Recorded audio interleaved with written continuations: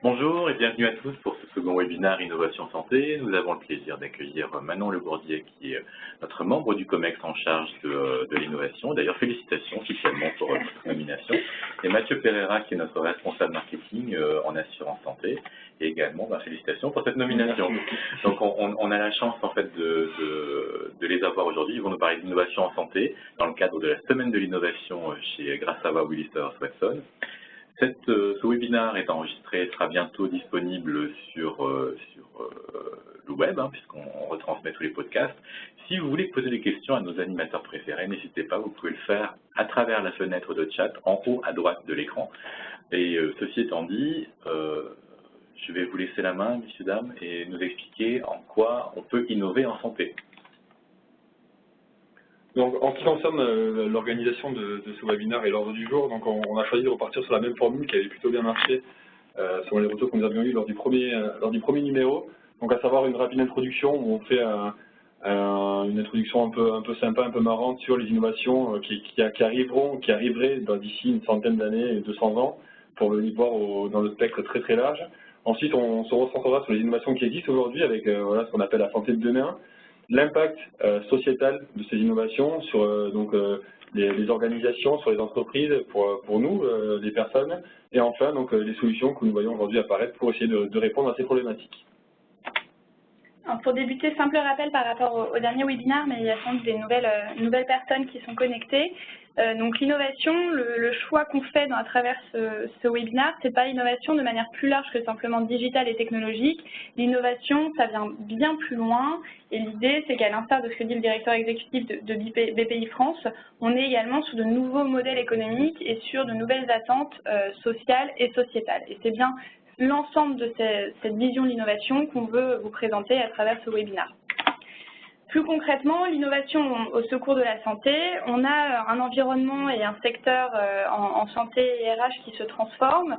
Alors évidemment, un vieillissement de la population, nouvelles attentes de vos salariés, des évolutions technologiques, techniques, avec le digital, le big data, mais surtout, on a une évolution de l'environnement au sens large, avec le désengagement de l'État, avec un système de santé qui évolue, notamment un système qui évolue à 2 vitesses, et puis surtout l'arrivée de nouveaux risques, et c'est sur ça qu'on va axer notre webinaire aujourd'hui, de nouveaux risques, notamment autour des maladies neuronales et du stress, du burn-out, des sujets qu'on commence à voir arriver très fortement dans l'ensemble des organisations et dans l'ensemble des entreprises.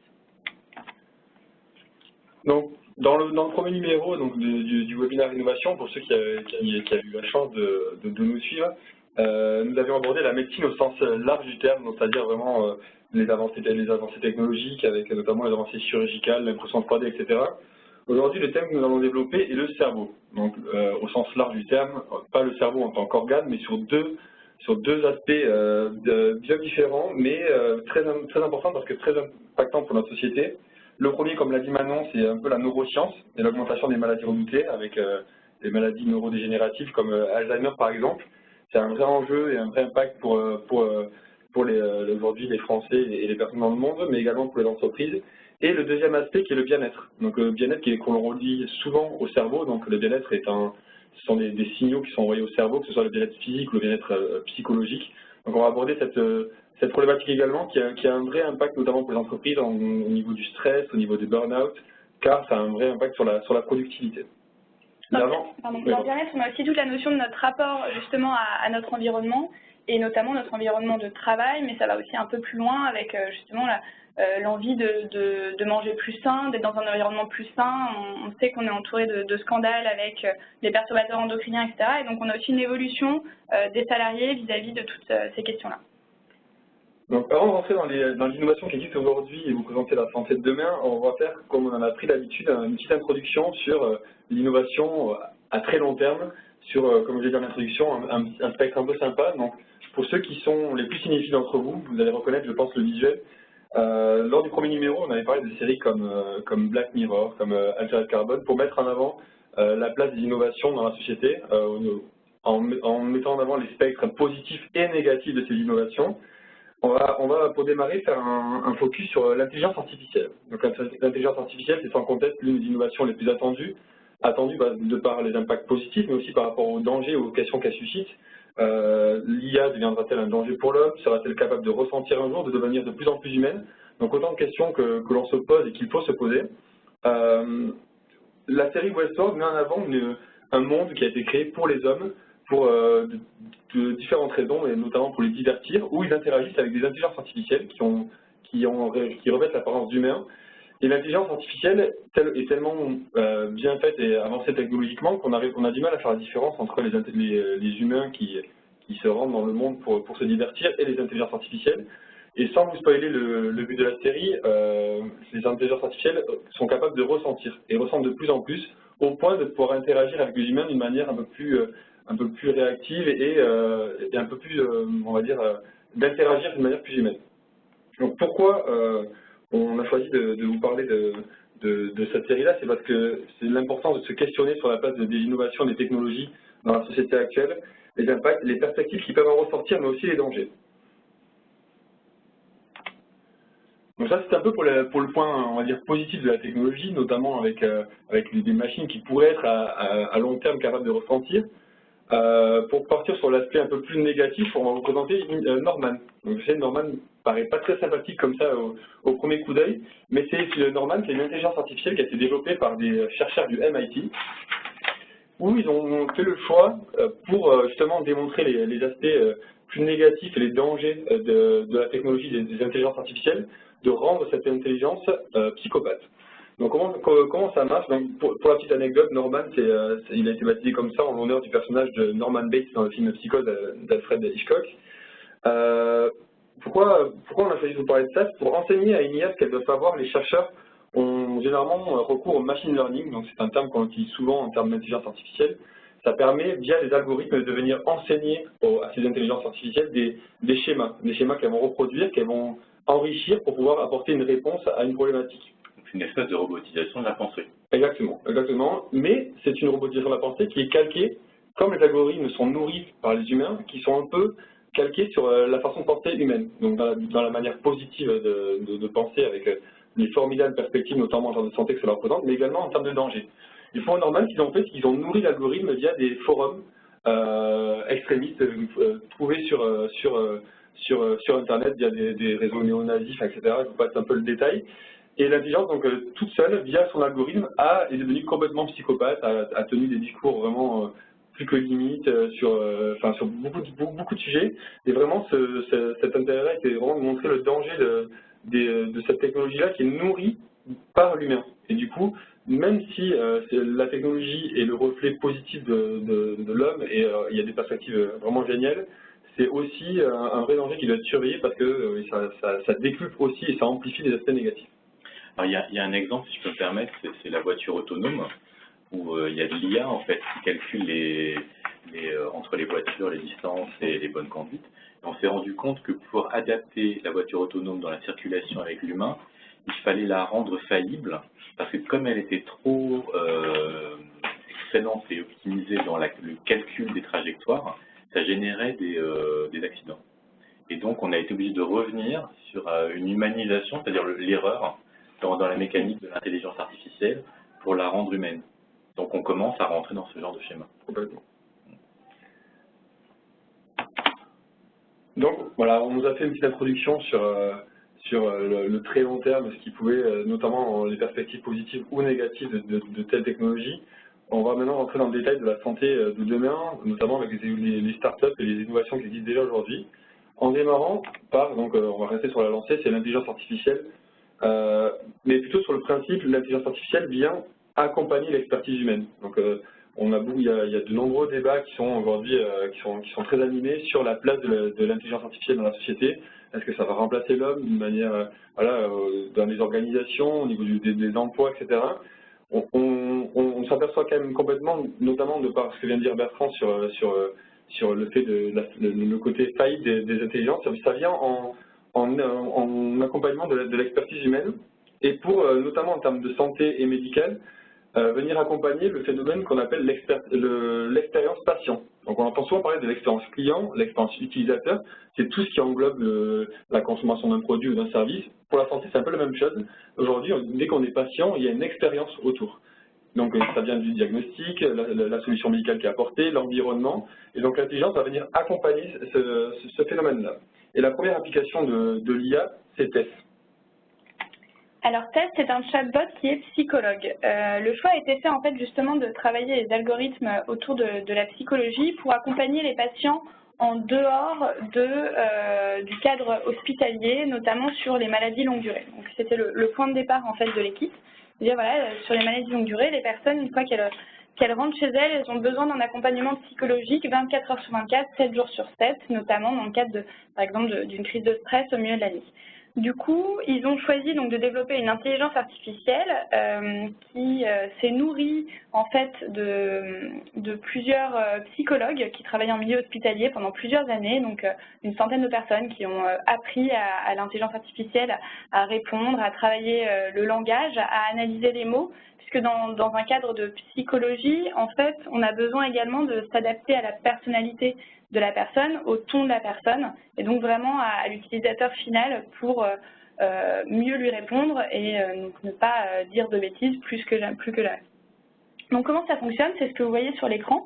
Donc c'est un système de chat par texto. Donc voilà, vous êtes au milieu de la nuit, vous vous réveillez, enfin vous avez une insomnie, crise de stress, et donc vous pouvez écrire à Tess et lui dire bonjour Tess, je suis pas bien.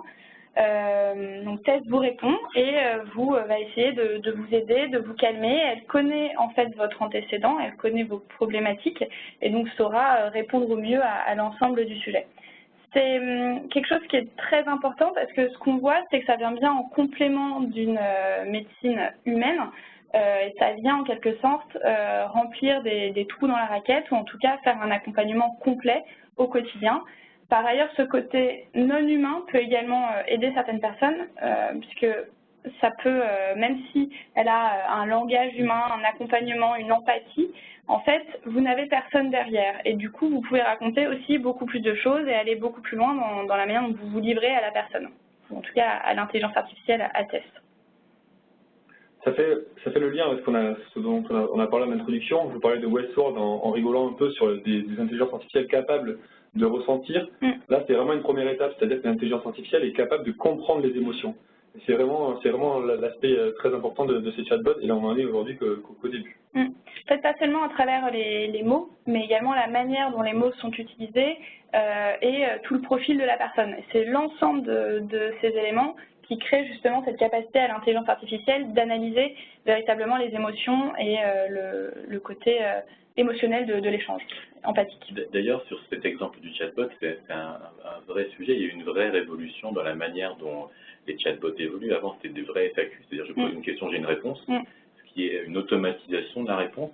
Là, effectivement, avec ce type de chatbot, on est sur une conversation en fait, tenue de bout en bout, avec une analyse qui s'accroît et un enrichissement de la discussion. Et on est sur une démarche totalement différente de ce qu'on a pu connaître, mais qui est cachée par le même format auquel on était habitué en fait. Parce que visuellement, on a l'impression que c'est un ping-pong, mais non, c'est une vraie conversation. En fait, à la différence de l'intelligence artificielle de base qui fonctionne en arbre de décision, on pose une question, on a des différentes réponses possibles à cette question. Là, on est vraiment sur une intelligence artificielle évoluée en fonctionnement neuronal. Donc du coup, elle a un fonctionnement qui est proche finalement de notre fonctionnement à nous dans notre cerveau. Vous pouvez poser une question et en fait, elle a une multitude de choix. Et face à cette multitude de choix, elle a à nouveau une multitude de choix. Donc, vous pouvez vraiment imaginer un système visuellement derrière une intelligence artificielle comme un système neuronal dans un cerveau. Et puis on parlait de machine learning tout à l'heure, mais c'est vrai que cette TESS, c'est un peu un psychologue qui apprend de jour en jour et elle s'enrichit à chaque fois et elle devient de plus en plus performante de par l'apprentissage des différents échanges qu'elle a. Donc un peu de la manière où un psychologue a différents patients en même temps et s'enrichit des discussions qu'il peut avoir, le TESS c'est exactement la même chose, sauf qu'il peut traiter un volume monumental de données, les stocker, apprendre et en ressortir des schémas clés et venir les reproduire. Donc ça veut dire que demain, les psychologues qu'on va appeler par exemple au téléphone, les personnes vivantes, vont être remplacés par ce type d'application? Non, parce qu'en fait, je disais, on est bien dans un complément à chaque fois. Ça apporte une valeur supplémentaire. Alors après, peut-être que certaines personnes, on est comme l'omnicanalité de manière générale, n'iront que vers un psychologue chatbot, mais il a bien été créé en complément d'un psychologue qu'on voit dans une journée d'un accompagnement médical. C'est pour le reste de la journée, pour le week-end. C'est l'ensemble qui a de la valeur. C'est l'ensemble qui a de la valeur. C'est un peu comme la télémédecine dont on a parlé lors du premier numéro, mais on ne remplacera jamais le médecin traitant par... Enfin, en tout cas, c'est difficile de remplacer un médecin traitant par une médecine à distance. Aujourd'hui, ce chatbot-là aussi répond à un enjeu d'accès aux soins.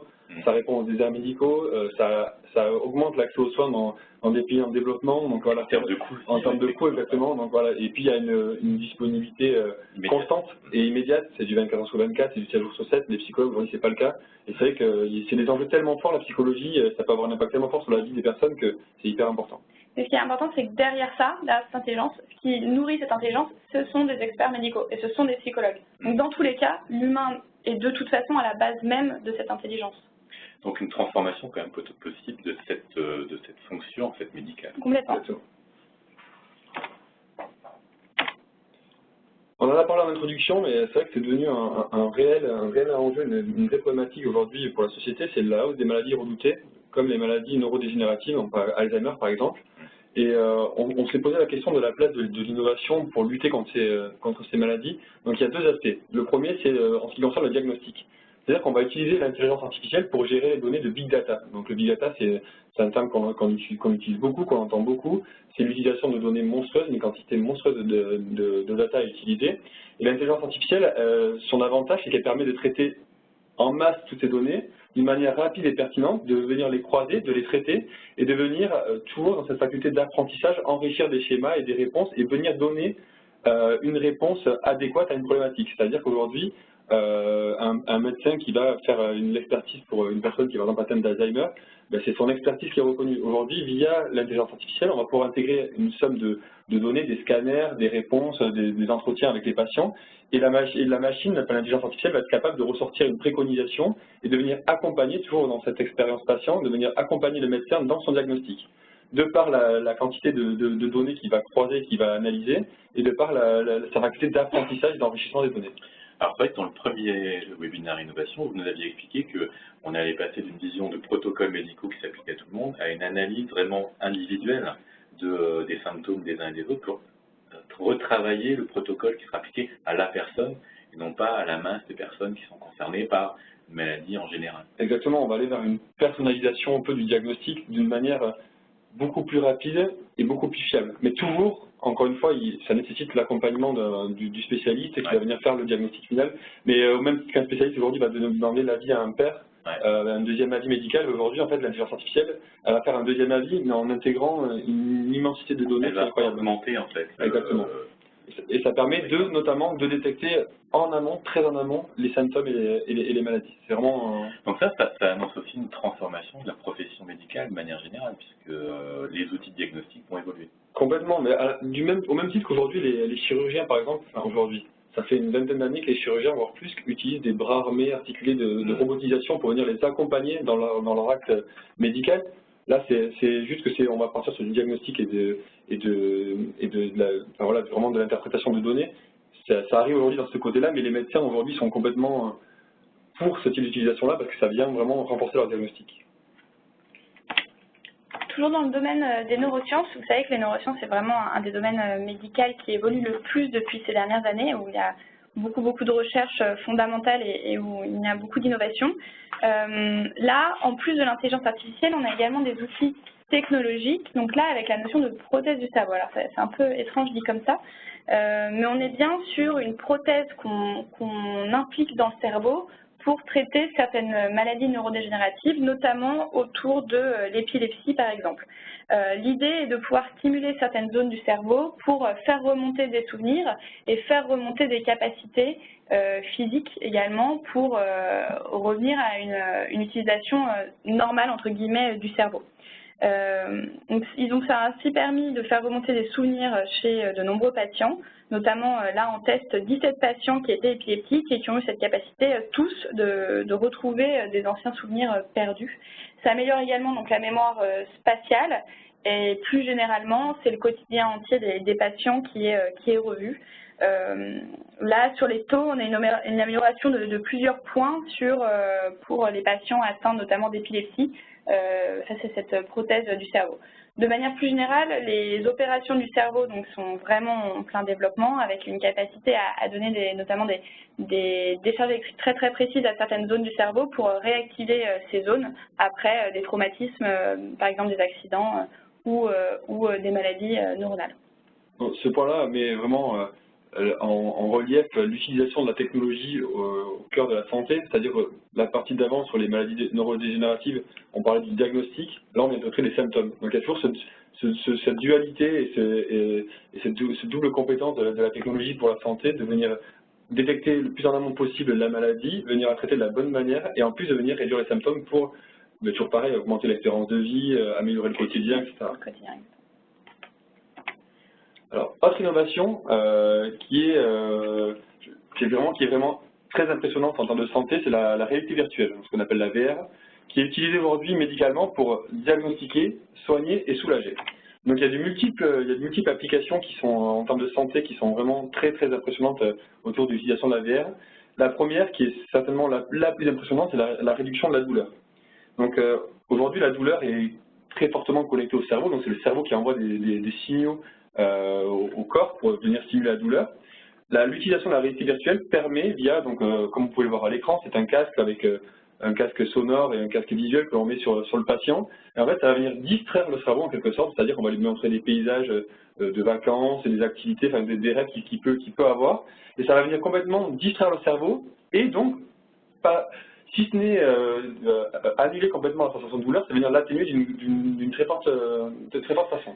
C'est vrai qu'il y avait certains dentistes il y a quelques années qui passaient des films pendant qu'ils opéraient les dents et ça réduisait un peu la quantité d'anesthésion nécessaire. Ouais. Complètement. Et pour ceux qui doutent un peu de cette utilisation, aujourd'hui, par exemple, pour ceux qui sont allergiques à l'anesthésique, on utilise soit de l'hypnose, mais on utilise aussi de la VR. Aujourd'hui, il y a des opérations qui ont été faites directement via un système de réalité virtuelle. Donc c'est vraiment une application vraiment très intéressante, ça permet notamment de ne plus ressentir la douleur. Ce qui est intéressant, c'est que les deux fonctionnent un peu pareil. Finalement, en fait, ça distrait totalement le cerveau, que ce soit justement l'hypnose ou la réalité virtuelle. On met vraiment le cerveau dans un autre cadre et on arrive à le sortir de la situation présente.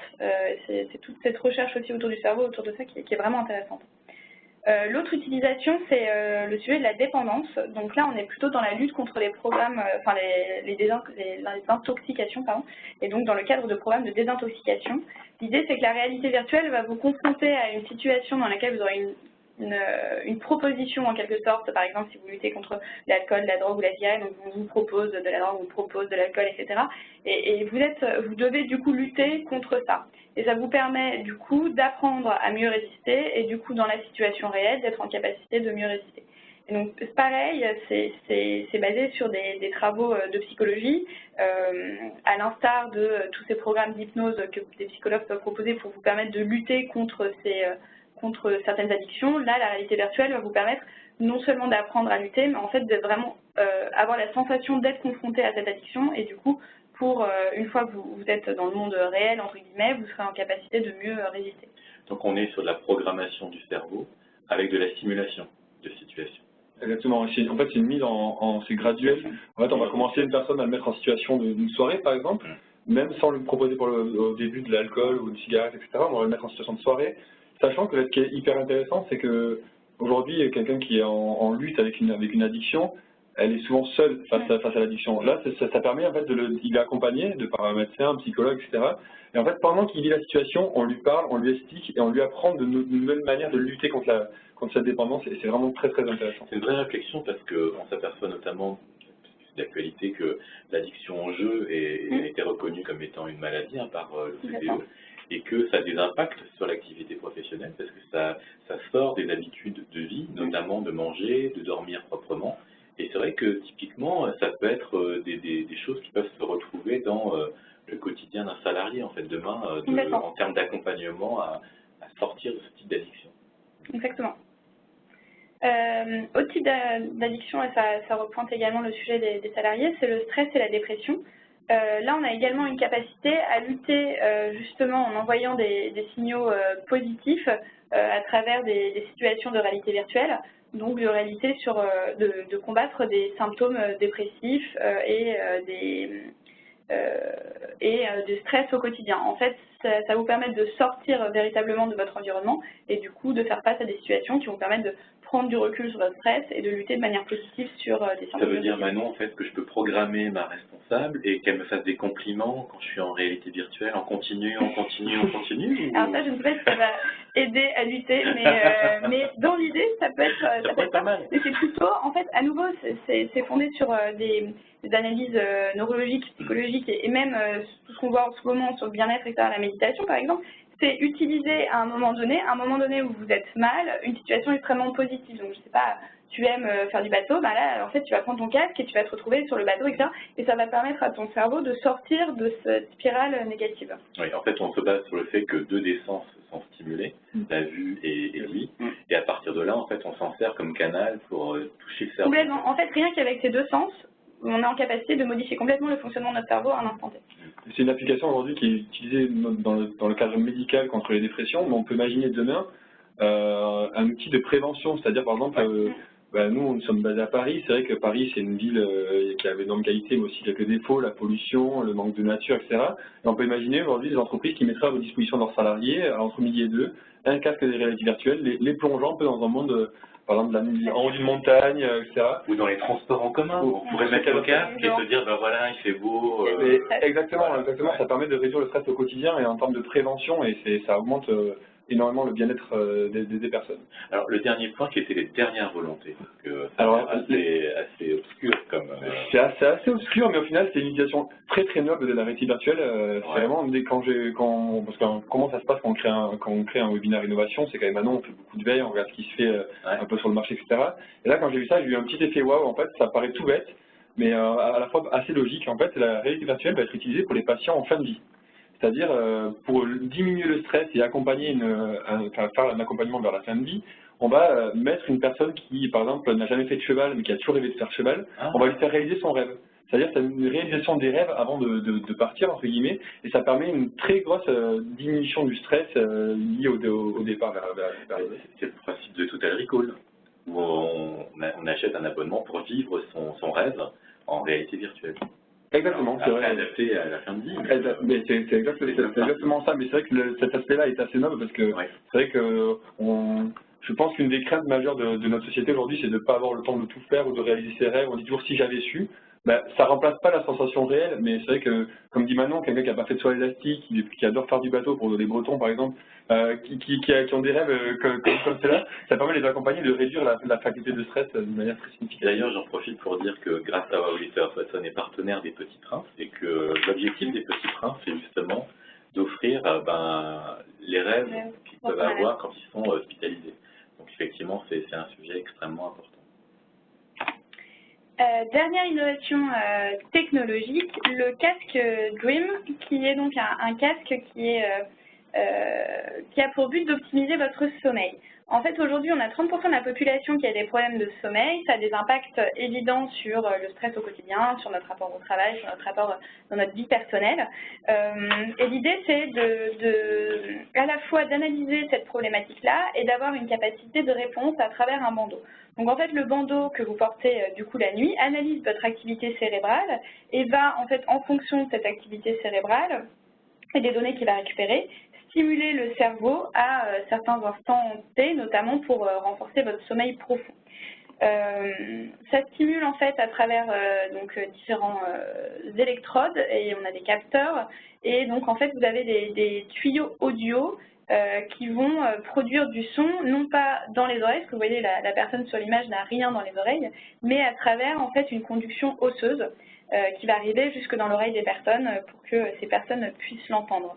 Ce qui est intéressant, c'est qu'on est toujours dans cette notion à la fois de bien-être, mais plus profondément cette capacité à optimiser notre endormissement, notre sommeil, et du coup, plus généralement, de mieux vivre et donc d'avoir une meilleure vie au quotidien. Même c'est vrai que le bien-être à l'entreprise repose sur des piliers forts comme l'activité physique également, outre l'environnement dans lequel on évolue, c'est l'activité physique, la nutrition et le sommeil. Ce sont vraiment les piliers du bien-être. Et entre guillemets, une personne qui est reposée, qui dort bien, qui a un sommeil régénérateur, est beaucoup plus heureux de se lever le matin et se sent dans une situation de bien-être et pour l'entreprise plus productive. Et c'est vrai que, je me permets, hein, mais la conduction osseuse du son, c'était une innovation d'il y a 5-6 ans. Il y avait une tentative d'une start-up de lancer des prothèses audio au lieu des casques qui sont assez lourds ou qui irritent les oreilles, de faire de la conduction de haute qualité en fait à travers l'os. Alors en plus quand on dort c'est d'autant plus important parce que c'est quand même pas très agréable d'avoir quelque chose sur l'oreille. Donc effectivement là par exemple ça stimule un bruit dit rose qui est semblable au bruit de l'océan au moment où vous êtes en sommeil profond pour vous aider à améliorer cette qualité du sommeil et à rester en sommeil profond la durée nécessaire de votre sommeil. Donc c'est assez intéressant. Et donc ça c'est commercialisé? Tout à fait. Oui. Donc achetable sur Internet. Exactement. Alors en fait, ils ont déjà sorti une première version qui est achetable et là, ils sont en train d'améliorer leur version initiale grâce aux données qu'ils ont récupérées, etc. Et ils viennent de relever 22 millions d'euros de dollars, récemment pour une nouvelle version du casque. Donc start-up aux États-Unis. Tout à fait. Super. C'est une start-up française. Ah, française. C'est une start-up française. D'accord. Je crois qu'il faut noter que le fondateur, pour la petite anecdote, c'est ce qu'on peut appeler un petit génie. Quand il a lancé il a été bachelier à 14 ans ou 15 ans, il me semble. Il a fait une très grande école d'ingénieur française et il a commencé à développer le produit étant très jeune. Il a levé beaucoup de fonds et vraiment son parcours est très intéressant. Je vous invite à vous renseigner sur. Donc ça c'est peut-être la petite pépite qu'on va voir arriver dans les futurs cadeaux des uns et des autres dans le panier de Noël de l'année prochaine. Exactement. C'est une entreprise qui fait vraiment le buzz en ce moment, donc à suivre. Ouais, la French Tech. Mais parce que l'innovation n'est pas que technologique, c'est-à-dire que ce n'est pas que vous montrer des beaux produits, vous faire rêver, c'est aussi des changements de fond qui impactent beaucoup notre société et les entreprises. Donc il y a vraiment des mentalités qui évoluent fortement, donc les attentes de la nouvelle génération, enfin la génération Y, l'ouverture sur l'utilisation des données, la perte de confiance vis-à-vis des États, le besoin de personnalisation, le vieillissement de la population, le stress, on va en reparler dans cette partie-là, mais qui est vraiment peut-être le stress, le burn-out, qui est le mal un peu du XXIe siècle, donc on va en reparler. Autant d'évolutions sociales qui bouleversent le marché.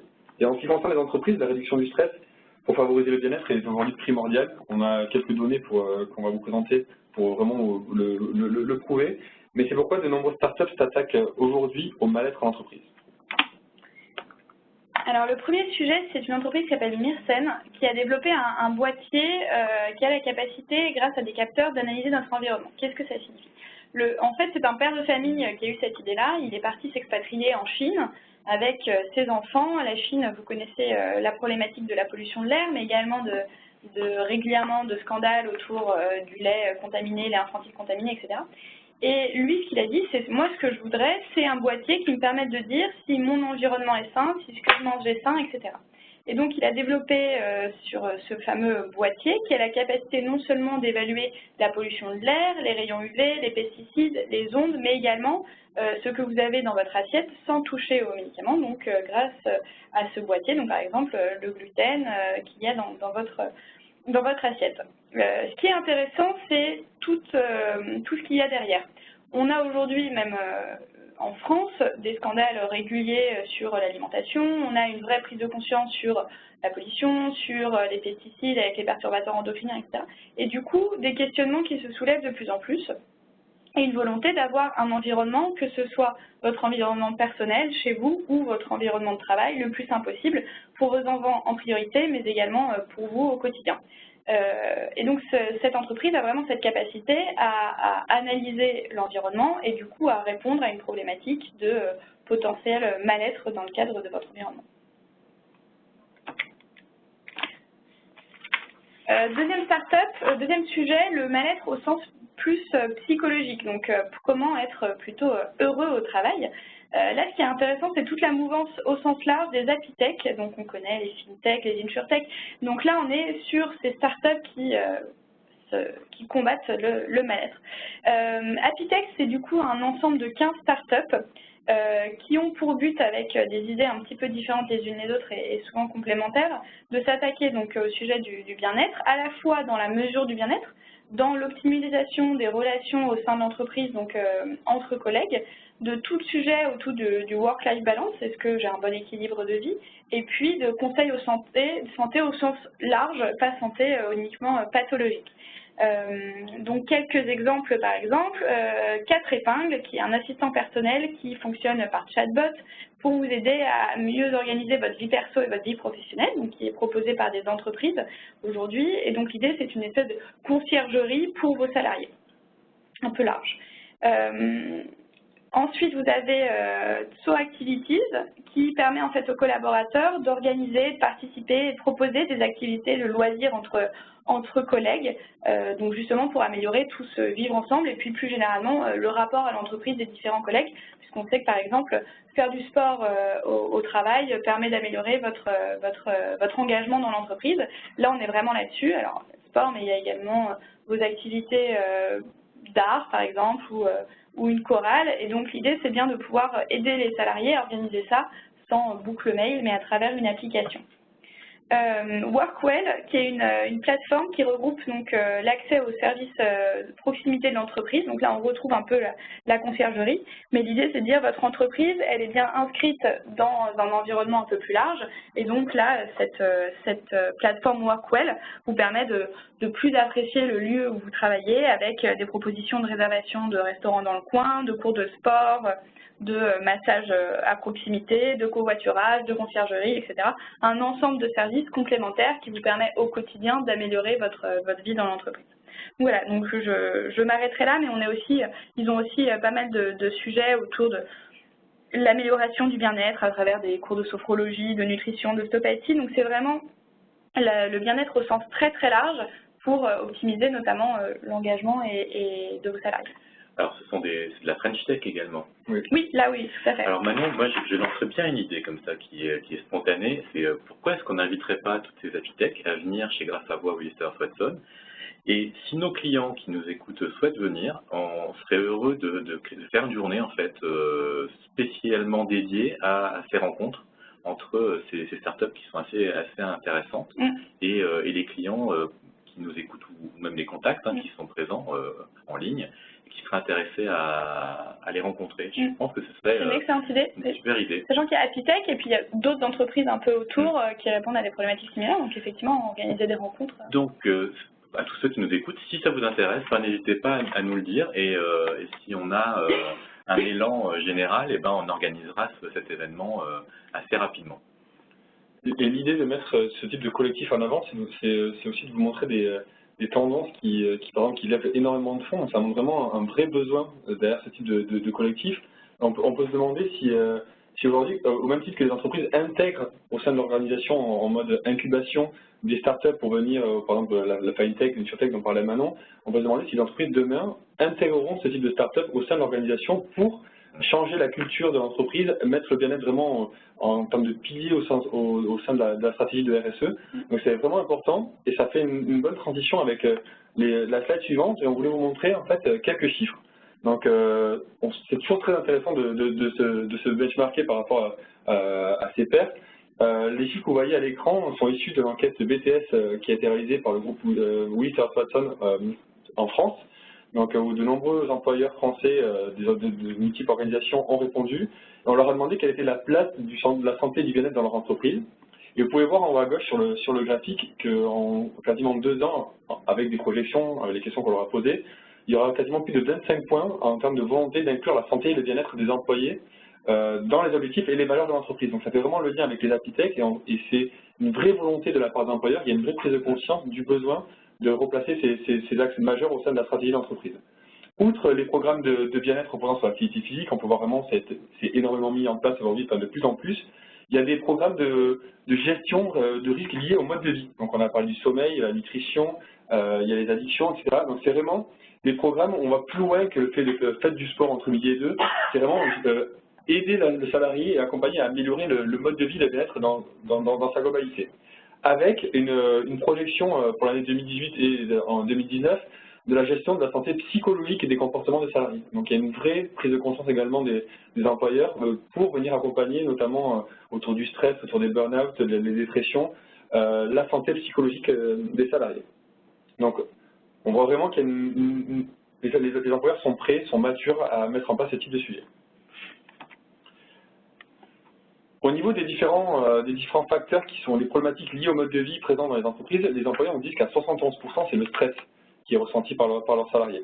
Donc ça démontre vraiment qu'on parlait tout à l'heure du mal du XXIe siècle, mais ça fait vraiment écho à tout ce qu'on a dit précédemment. Mais c'est une vraie préoccupation pour les entreprises. Pourtant, on se rend compte qu'il y a seulement un tiers d'entre elles qui mettent aujourd'hui des mesures concrètes pour réduire le stress lié au travail. Peut-être aussi parce que les propositions qui sont faites sur le marché ne correspondent pas en termes d'efficacité, d'utilité, et qui ne répondent pas en fait aux besoins. Donc effectivement, 3 employeurs sur 10, c'est même peut-être beaucoup par rapport à la population globale. Oui, et cette donnée, elle est à nuancer parce qu'elle est à croiser avec d'autres données. En fait, on a réalisé une enquête qui s'appelle GBAS auprès des salariés. On leur a demandé eux ce qu'ils en pensaient. Ils sont vraiment prêts à ce que l'entreprise les accompagne. Mais par contre, il ne faut pas qu'il y ait d'ingérence, c'est-à-dire qu'ils ne veulent pas le financer, donc c'est l'entreprise qui va le financer, et ils ne veulent pas d'ingérence. On parlait tout à l'heure de la sécurité et de l'ouverture des data, des données personnelles, avec la RGPD qui est rentrée en vigueur. Voilà, ils veulent vraiment un accompagnement dans l'entreprise, mais pouvoir gérer eux-mêmes leur santé. Donc voilà, ces données-là sont aussi à croiser avec, il y a de nombreux employeurs qui tentent de mettre des programmes, mais c'est vrai que par le passé, ils se sont un peu confrontés à la réticence des collaborateurs. Donc vraiment, ces données sont vraiment en nuance avec la vision des employeurs. Mais par contre, on a voulu, en termes de chiffres, mettre en avant également le stress avec le facteur important en termes d'absence d'engagement. Donc, quel est l'impact sur l'absence des salariés et l'engagement des salariés, c'est-à-dire est-ce qu'il va être enclin à vraiment être productif, à être engagé pour son salarié, corps et âme avec l'entreprise ou non. Et en fait, c'est très intéressant. On voit que ça paraît assez logique, mais un salarié qui est stressé a un nombre de jours perdus dans l'entreprise dans l'année qui est vraiment très important. Et donc un niveau de désengagement très important. Donc un salarié, in fine, un salarié qui est stressé sera donc plus souvent absent et avec un engagement plus faible. Ça paraît logique, mais c'est vrai que là, ça vous donne des chiffres, et notamment en termes d'impact, en termes de jours. Donc il est vraiment important aujourd'hui d'agir sur ce facteur stress au sein des organisations, et donc on voit vraiment que l'entreprise aujourd'hui... La difficulté, c'est de savoir entre ces 3 morceaux, le stress, l'absence et l'engagement, qui est la cause de quoi. Mais en tout cas, on voit bien qu'une population où il n'y a pas de stress, il y a un niveau d'engagement extrêmement fort, parce que 32% d'une population, c'est quand même un niveau d'engagement fort qu'on mesure là, très engagé.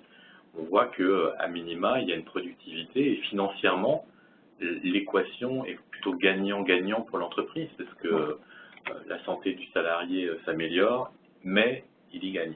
Complètement. Donc voilà, c'est vraiment cette série de conclusion de la partie 2, c'est aujourd'hui le bien-être des salariés, très bonne transition Bertrand. Le stress salarié a un vrai impact sur l'attraction des talents, c'est un vrai enjeu pour les entreprises d'aujourd'hui, mais c'est vrai qu'une organisation qui est connue pour avoir un environnement stressant va avoir peut-être plus du mal à recruter. C'est vrai que les programmes aujourd'hui, par exemple, de santé, de bien-être, peuvent être un facteur de recrutement. Alors c'est un facteur d'image, effectivement, parce que beaucoup de collaborateurs qui cherchent un emploi commencent à regarder sur Internet, la réputation, il y a des sites où les salariés notent leurs entreprises, et effectivement, les programmes, on devient consommateur de l'emploi, en fait. C'est-à-dire que, surtout dans un marché qui commence à repartir en termes d'embauche, notamment les jeunes générations sont sur des approches beaucoup plus regardantes par rapport à c'est quoi la proposition de vie que vous me proposez sur le plan professionnel.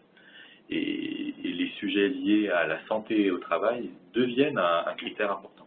Et c'est vrai qu'il y a, par exemple, aujourd'hui, une startup qui s'appelle Welcome to the Jungle, qui est une nouvelle plateforme de recrutement qui fait vraiment qui fait le buzz depuis un bout de temps, mais qui se développe de plus en plus au sein des organisations. C'était une plateforme plutôt réservée aux startups il y a encore quelques années. Aujourd'hui, les grosses organisations s'y mettent. En fait, il part du principe qu'on choisit une tribu, entre guillemets, d'où le terme de Welcome to the Jungle. On ne choisit plus uniquement un poste et des missions, mais on choisit vraiment un environnement. Donc, est-ce qu'il y a une bonne ambiance? Est-ce que, voilà, comment sont les locaux, etc. Parce que ça a un vrai impact sur le bien-être. On en parlait tout à l'heure, le bien-être, c'est l'environnement de travail également. Donc, c'est vraiment très important, donc ça a un vrai impact sur l'attraction. Et du coup, sur l'engagement, parce que quand je choisis de venir dans telle ou telle entreprise, c'est pour y être bien et m'engager et faire des choses.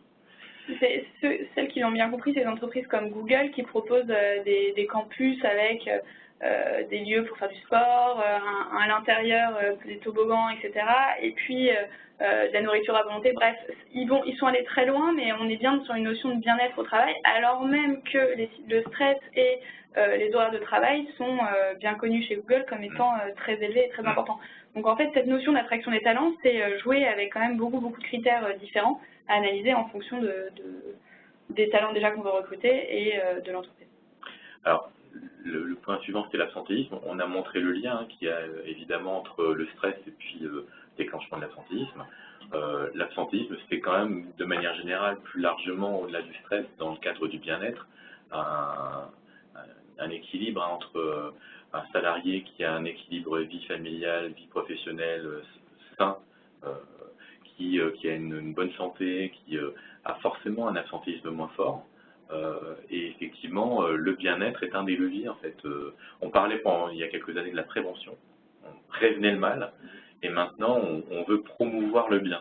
Donc c'est le bien-être au travail, mais ça a un impact non négligeable sur l'absentéisme qui se mesure, alors un peu encore difficilement, mais on commence à avoir les premières études qui sortent et qui montrent qu'effectivement il y a un lien assez naturel. Et puis on en parlait tout à l'heure, le coût. Et concrètement, le bien-être au travail, il réduit l'absence, il augmente l'engagement et donc la productivité individuelle. Et non seulement ça réduit le coût négatif, c'est-à-dire un jour d'absence ça coûte quelque chose, mais ça augmente le chiffre d'affaires, la productivité, et ça réduit le coût, entre guillemets, de sur-recrutement nécessaire pour faire suite aux besoins de l'entreprise.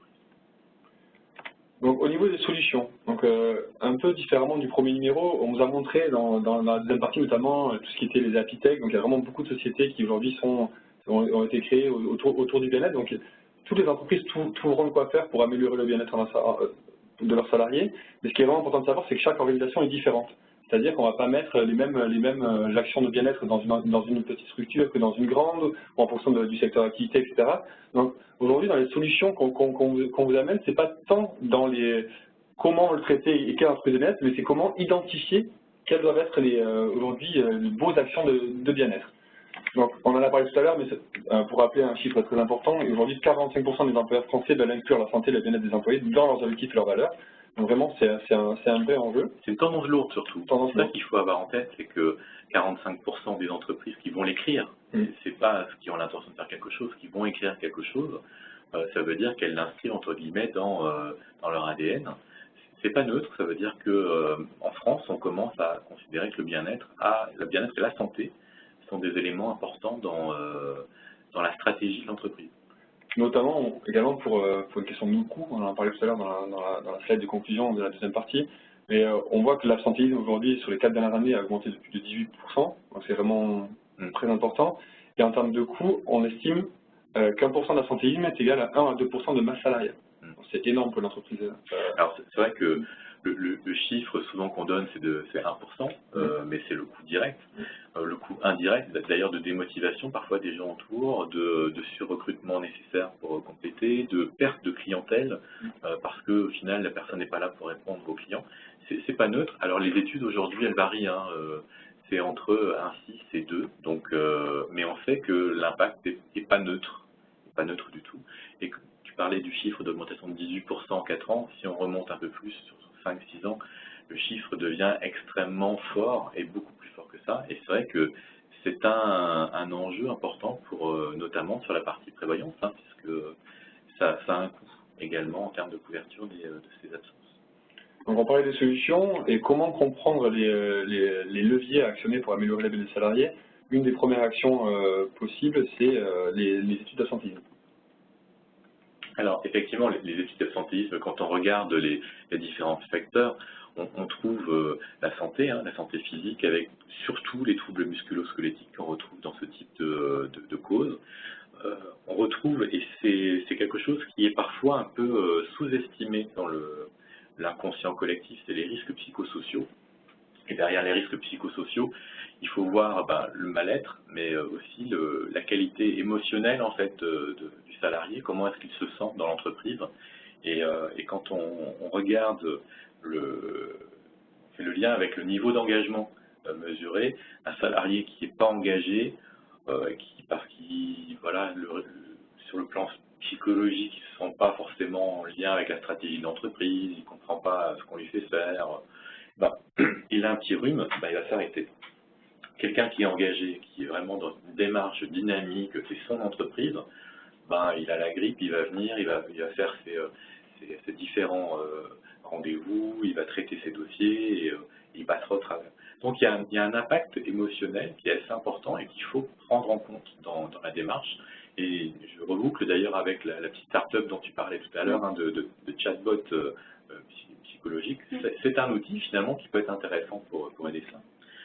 On retrouve le sujet de la fraude, qui n'est quand même pas le sujet le plus important sur l'absentéisme, mais qui est souvent celui qu'on met le plus au cœur parce que c'est honteux de s'absenter alors qu'on ne devrait pas le faire. Bon, c'est moins de 10% des arrêts de travail qui sont liés à ça. Ça s'encadre de plus en plus par la sécurité sociale, par les employeurs, et notamment via le biais des complémentaires. Et puis, on a aussi des choses qui commencent à devenir assez problématiques et qui ont été identifiées, mais dont on ne trouve pas encore de solution véritablement viable. C'est la situation d'aidants dans l'entreprise, notamment les femmes, hein, qui sont la population la plus aidante, pas au sens général, mais opérationnelle, parce qu'elles se retrouvent soit avec des enfants, soit avec des ascendants qui sont dépendants. C'est souvent la femme dans le foyer qui se retrouve être la cheville ouvrière et qui va cumuler à la fois son emploi et sa charge familiale. Et effectivement, il y a des outils aujourd'hui qui permettent de répondre à ces besoins pour compenser le fait de devoir aller à l'hôpital pour amener tel ou tel.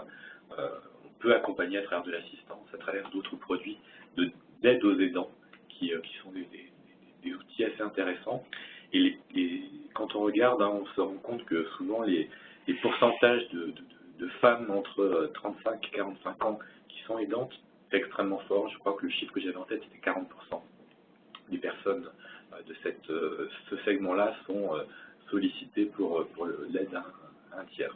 Et ça reboucle également avec l'importance de lutter contre les maladies redoutées dont on parlait tout à l'heure en introduction, comme Alzheimer, Parkinson, ou notamment même des AVC, etc. C'est vraiment l'innovation a un vrai enjeu aussi vis-à-vis des aidants. Aujourd'hui, c'est très très lourd d'accompagner une personne qui est malade. Et notamment dans l'accompagnement psychologique. La maladie lourde, c'est la maladie redoutée, d'ailleurs le cancer. Hein, ce sont aussi des sujets qui ont des impacts non négligeables sur la santé psychologique. Et c'est vrai que de plus en plus de contrats d'assurance, notamment, commencent à rentrer des garanties de ce type-là, parce qu'on se rend compte que ça a un impact direct, d'abord sur le bien-être et la santé de la personne, mais aussi dans son activité professionnelle. Donc, si vous êtes intéressé par ce type d'enquête absentéisme, on a Julien Rémy chez nous qui pilote l'offre autour de l'absentéisme qui pourra vous aider à identifier quels sont aujourd'hui les grands axes chez vous sur lesquels leviers actionner.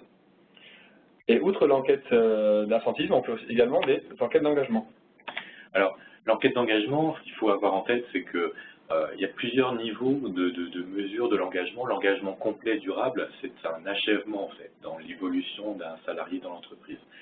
D'abord, on a mesuré historiquement le niveau de satisfaction des collaborateurs, puis le niveau de motivation, c'est-à-dire un cran un peu au-dessus.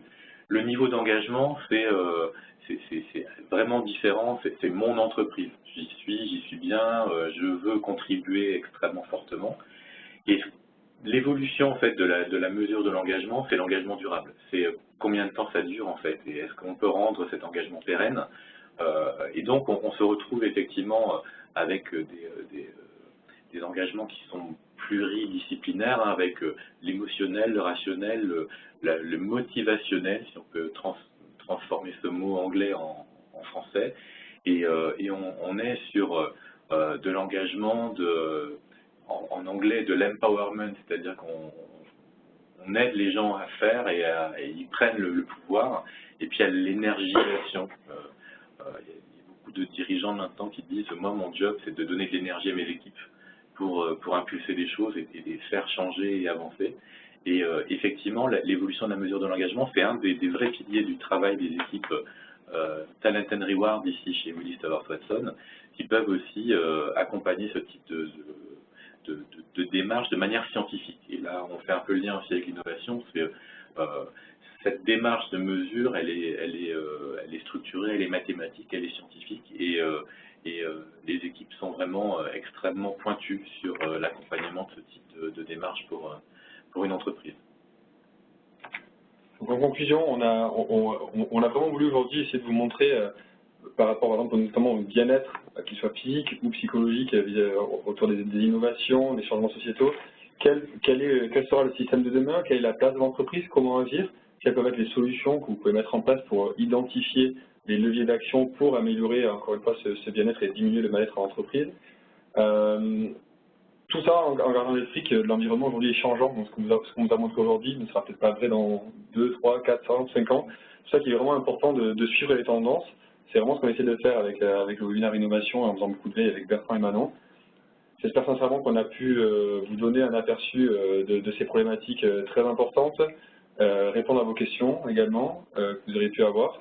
Ce qu'il faut garder à l'esprit, c'est que ce webinaire-là sera donc enregistré, disponible sur les réseaux et notamment sur le portail HCB que l'on met à disposition. Vous recevrez par email le support et n'hésitez pas à nous contacter si vous avez des questions supplémentaires.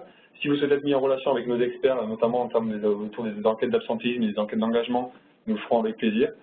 Et nous vous remercions. Et puis je rappelle, si vous souhaitez que nous organisions un forum avec les Happy Tech, je trouve que c'est une excellente idée, c'est la mienne, et voir si vous souhaitez qu'on invite d'autres startups que vous connaissez qui auraient du sens autour de la santé, on serait enchanté de le faire avec vous. Donc n'hésitez pas à nous faire savoir par mail ou via la fenêtre de chat.